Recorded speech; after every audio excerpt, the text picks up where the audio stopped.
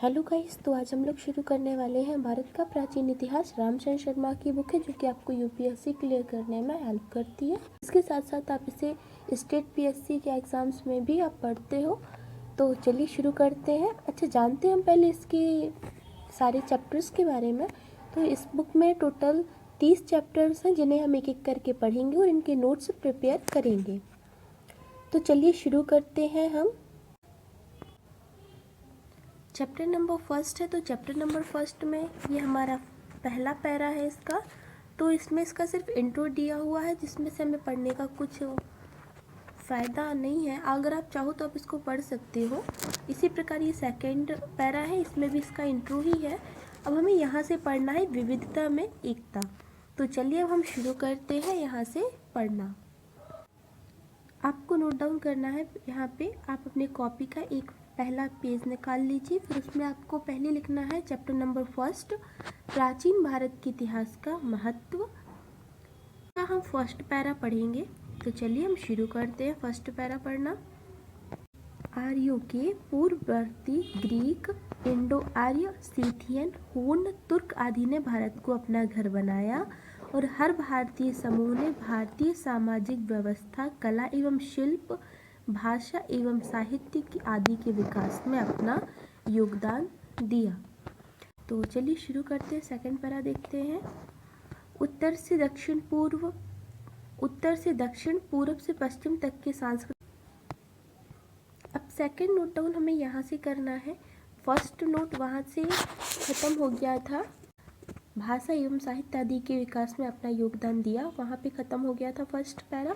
Second para हमें देखना है कि अच्छा, एक मिनट पहले इसको आपको रीड करना है और फिर हम यहाँ से इसको नोट डाउन करेंगे कि 1500 से 500 ईस्वी के वैदिक ग्रंथों में मुंडा, द्रविड़ और कई संस्कृतेतर शब्द भी पाए जाते हैं। अच्छा, ये वो शब्द होते हैं जो संस्कृत भाषा से लिए गए हैं या उनसे मेल खाते हैं, ठीक है, लिए गए हैं। अब फिर हमें ये फर्स्ट हो गया। इसी सेकंड वाले नोट में ही हमें आगे नोट करना है। यहाँ तक हो गया, फिर यहाँ से करना है। इसी तरह संगम साहित्य कहे जाने वाले प्राचीनतम तमिल ग्रंथों में भी पाली और संस्कृत के कई शब्द पाए जाते हैं जो 300 से 600 ईसा पूर्व तक प्रयोग किए जाते थे, ठीक है। अब हमें देखना है, यहाँ तक हो गया हमारा किए जाते थे। अब हमें यहाँ से आना है कहाँ पे, अब हमें यहाँ पे आना है वापस से कि आर्यों से पहले भी पूर्वी प्रदेशों में रहने वाली जनजातियों ने इस दिशा में अपने योगदान दिए। इस क्षेत्र के लोग मुंडा ये थे, कोलारियन भाषा, मतलब जो पूर्वी प्रदेश थे, आर्यों के आने के पहले का जो टाइम था, एक टाइम था हड़प्पा और आर्यों के बीच का जो टाइम था, उस टाइम की बात हम कर रहे हैं। और वहाँ पे जो पूर्वी प्रदेश के रहने वाली जो जनजातियाँ थीं, उनको क्या बोलते थे, उनको मुंडा बोलते थे। और वो कौन सी भाषा बोलते थे, कोलारियन भाषा बोलते थे, ठीक है। अच्छा, अब हम एक चीज़ और यहाँ से नोट डाउन करते हैं। ये सेकंड पैरा ही है, ठीक है। सेकंड पैरा ही है, हमारी नोट का सेकंड पैरा है, ठीक है।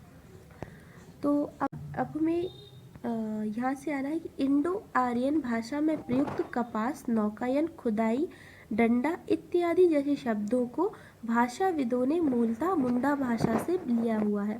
कई बार ये ऑप्शन में आ जाता है कि कपास किस भाषा से लिया हुआ है, तो ये मुंडा भाषा से लिया हुआ शब्द है, ठीक है। इतना आपको आ गया। और फिर यहाँ पे हमें ये वाला नोट डाउन करना है। छोटा नागपुर के पठारों में मुंडा के कई क्षेत्र हैं, ठीक है। छोटा नागपुर का पठार आपको पता है, तो वहाँ पे ये जनजाति अभी भी पाई जाती है। अब हम बात करते हैं, अब हमें देखिए इसका ये वाला पैरा है, आप चाहे तो इसका स्क्रीनशॉट ले सकते हैं, बट इसको आप नॉर्मली पढ़ लें तो ज़्यादा बेहतर होगा। फिर हमें यहाँ पे आके अपने देश के नाम की बात का जहाँ जिक्र होगा हम वहाँ पे देखेंगे। तो चलिए देखते हैं। अब हमें यहाँ से नोट डाउन करना है पूरे देश का नाम शक्तिशाली सांस्कृतिक समुदाय आर्यों के कारण आर्यवर्त पड़ा। ठीक है, अब हमें क्या इसको नोट करने से पहले थर्ड पैरा में लिखना है हमारे देश का नाम। क्या हेडिंग डालनी है हमें? हमारे देश का नाम या भारत देश का नाम कैसे पड़ा। और फिर हमें यहाँ से शुरू करना है, पूरे देश का नाम शक्तिशाली सांस्कृतिक समुदाय आर्यों के कारण आर्यवर्त पड़ा। और आर्यवर्त का अभिप्राय उत्तरी और केंद्रीय भारत से था, जिसका फैलाव पूर्व पश्चिमी समुद्र तक था। भारत का दूसरा नाम भारतवर्ष या भारत भूमि भी था। ऋग्वेद और महाभारत में भारत की व्याख्या जनजाति या परिवार के रूप में मिलती है, लेकिन महाभारत और उत्तरवर्ती गुप्त काल के संस्कृत ग्रंथों में भारतवर्ष की चर्चा है। अब इसी में ही हमें ऐड करना है, कौन सा? इसी में हमें क्या ऐड करना है कि पृथ्वी के 9वें हिस्से के लिए जो भारतवर्ष है वो किसके लिए यूज होता था? भारतवर्ष पृथ्वी के 9वें हिस्से के लिए प्रयुक्त होता था और गुप्त काल के बाद इसे भारत के लिए इस्तेमाल किया गया। अब हम देखते हैं, इतना हो गया, भारतवर्ष का हमें नाम पता चल गया। अच्छा, अब फिर हमें एक चीज़ और देखनी है। किस चीज़ को देखनी है? भारत के बाद हमें इसके नीचे 3 से 4 लाइन छोड़ देनी है। वो क्यों छोड़नी है वो मैं आपको आगे बताऊंगी, लेकिन इसके नीचे आपको 4 लाइन छोड़ देनी है। अगर छोटा कॉपी है तो आप उसमें 5 भी छोड़ सकते हो। अब हम शुरू करते हैं सेकंड पैरा को लिखने से पहले आपको क्या हेडिंग डालनी है? हिंदू शब्द की उत्पत्ति। क्या लिखना है आपको? हिंदू शब्द की उत्पत्ति। और फिर आपको ये लिखना है, हिंदू शब्द का उल्लेख ईसा पूर्व 5वीं-6वीं शताब्दी के शिलालेखों में मिलता है। यह संस्कृत के सिंधु शब्द से पेज नंबर 3 पे आ जाएंगे। यहाँ से तो जो ईरानी शिलालेख थे उसमें हिंदू की जो चर्चा है वो हिंदू मतलब एक भूभाग को बोलते थे, और वो भूभाग को वो लोग हिंदू ना बोलकर इंदस एक प्रांत या एक जिले के रूप में उस एरिया को वो लोग बोलते थे। ठीक है, तो हमें यहाँ तक लिखना है। क्या लिखना है? ईरानी भाषा में सा ध्वनि बदलकर हा हो जाती है और ईरानी शिलालेखों में हिंदू की चर्चा इंदस पर स्थित एक जिले के रूप में है। ठीक है, इसलिए पुराने समय में हिंदू का तात्पर्य एक प्रादेशिक इकाई से था। हिंदू का मतलब एक प्रादेशिक इकाई से था, मतलब एक भूभाग का एक क्षेत्र, छोटा सा एक प्रांत, जिसको वो लोग हिंदू के नाम से जानते थे। जैसे आज हम स्टेट को एक MP, UP, महाराष्ट्र, केरला, कर्नाटका, बिहार, छत्तीसगढ़ ऐसे जानते, ऐसे एक ये बड़े भूभाग के एक प्रदेश को हिंदू या इंडस के रूप में जानते थे। चलिए अब हम आगे देखते हैं। इसका संबंध ना तो धर्म से था और ना ही समुदाय से। ये बहुत इंपॉर्टेंट बात निकल के आती है। जो हिंदू वर्ड को आज के टाइम में हमने एक धर्म के रूप में परिवर्तित कर लिया है, इसकी शुरुआत एक धर्म से ना होकर एक प्रादेशिक भौगोलिक इकाई के रूप में की जाती थी। अब हम शुरू करते हैं नेक्स्ट चैप्टर। इतना हो गया। इसके बाद में हमें ये पैरा ख़त्म कर देना है। फिर हमें एक हेडिंग डालनी है, उसमें लिखना है चक्रवर्ती राजा। ठीक है, चक्रवर्ती राजा। चलिए हम चक्रवर्ती राजा के बारे में जानते हैं। तो ठीक है, जिन राजाओं ने हिमालय से कैप कैमोरिन, अच्छा आपने डाल दिया चक्रवर्ती राजा। फिर आपको लिखना है जिन राजाओं ने हिमालय से कैप कोमरिन, वो कैप कैमोरिन तक और पूरब में ब्रह्मपुत्र घाटी से लेकर पश्चिम में सिंधु के आगे तक अधिकार क्षेत्र बढ़ाने की कोशिश की। जिन राजाओं ने हिमालय से कैप कोमरिन और पूरब में ब्रह्मपुत्र घाटी से लेकर पश्चिम में सिंधु से आगे तक का आधिकारिक क्षेत्र बढ़ाने की कोशिश की, उनकी सर्वत्र प्रशंसा की गई, उन्हें चक्रवर्ती कहा गया। ठीक है, खत्म। अब हम बात करते हैं आपके लिए वो जो मैंने आपके लिए 4 से 5 लाइन जो मैंने आपके लिए बोला था छोड़ने के लिए, तो वो आपके लिए मैं बताती हूँ। तो आपको वहाँ पे क्या लिखना है? अच्छा, ये आपको सिर्फ पढ़ना है, आप इसको नोट मत करिए। अगर आपको करना है तो आप अलग से नोट कर सकते हैं, उन 4-5 लाइन में मत ऐड करना, अलग से आप पढ़ सकते हो। ये वाला कि विदेशियों ने भी भारत की एकता को पहचाना, वे पहली बार सिंधु या इंदस नदी के किनारे रहने वाले लोगों के संपर्क में आए और उन्होंने पूरे देश का नाम इसी के नाम पर रख दिया, वो था इंडिया। चलिए अब हम बात करते हैं वो 5 लाइनों की। तो हमें वहाँ पे यहाँ से शुरू करना है। कहाँ से शुरू करना है? हमें शुरू करना है यहाँ से। हिंद या हिंदू शब्द संस्कृत के सिंधु से लिया है, इसी आधार पर इस देश का नाम इंडिया पड़ा, जो ग्रीक भाषा के काफ़ी करीब है। फारसी और अरबी भाषाओं में इंडिया को हिंद कहा गया। जो फारसी लोग थे ना, वो इंडिया को हिंद बोलते थे। जो फारसी थे वो ई को हा बोलते थे, और जो यूनानी थे वो किस चीज़ के लिए? वो हा के लिए ई बोलते थे। तो आपको फ़र्क समझ में आया? अपने से बगल में जो फारस था, भारत से पास में, तो फारस के लोग हा बोलते थे। तो अच्छा, हमें लिखना कहाँ से था? लिखना ये था, हिंद या हिंदू शब्द संस्कृत के सिंधु से लिया गया, इसी आधार पर देश का नाम इंडिया पड़ा, जो ग्रीक शब्द के काफ़ी करीब है।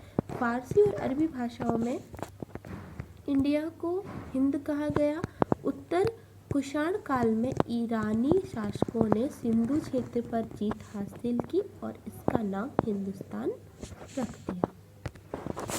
कोई हेडिंग नहीं डालनी, एक नॉर्मली आपको एक लाइन लिखनी है। और क्या लिखना है? चलिए ये लिखना है, हमें लिखना है कि उत्तर भारत में विकसित हुई वर्ण जाति व्यवस्था जो पूरे देश में फैल गई, इसने ईसाई और मुसलमानों को भी प्रभावित किया। ठीक है, ये हमें एक नोट डाउन करना है। अब हमें इसके बाद में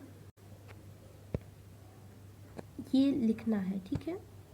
इसके बाद में यहाँ पे नोट डाउन करना है हमें कि वर्तमान के लिए अतीत की प्रासंगिकता। ठीक है, एक पॉइंट है जो अगर आप चाहो तो आप इसको आप पढ़ सकते हो इस टाइप से। अब हमें यहाँ पे आके यहाँ से नोट डाउन करना है। प्राचीन भारतीय समाज में सामाजिक अन्याय भी प्रमुखता से विद्यमान था।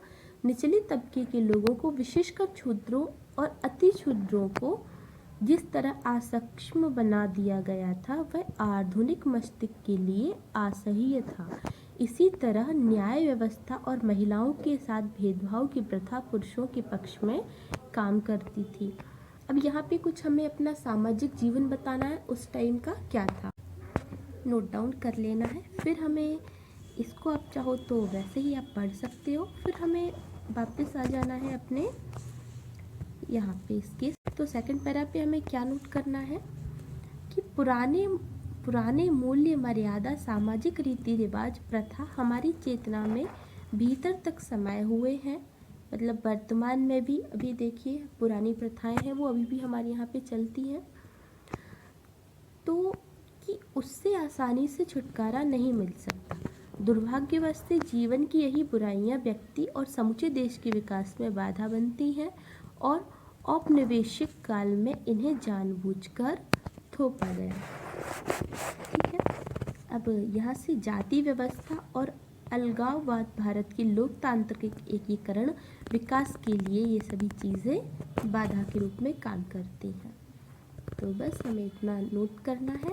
और इसके बाद में हमारा यहाँ से एक 5 नंबर का पेज स्टार्ट हो जाएगा और 5 नंबर की पेज में एक पैरा है, आपको वो पैरा पढ़ लेना है। अगर आप चाहो तो इसके आगे भी आप इसको नोट डाउन कर सकते हो, और मुझे नहीं लगता कि इसमें नोट डाउन करने का कुछ भी है, तो आप उसको एज पढ़ सकते हो। अच्छा, इसके बाद में आपको नोट डाउन कुछ करना है ना, तो आप ये नोट डाउन करिए, कालक्रम। ये आपको चारों लाइन नोट डाउन कर लेनी है कालक्रम डाल के। ठीक है, तो चलिए मिलते हैं हम नेक्स्ट वीडियो में।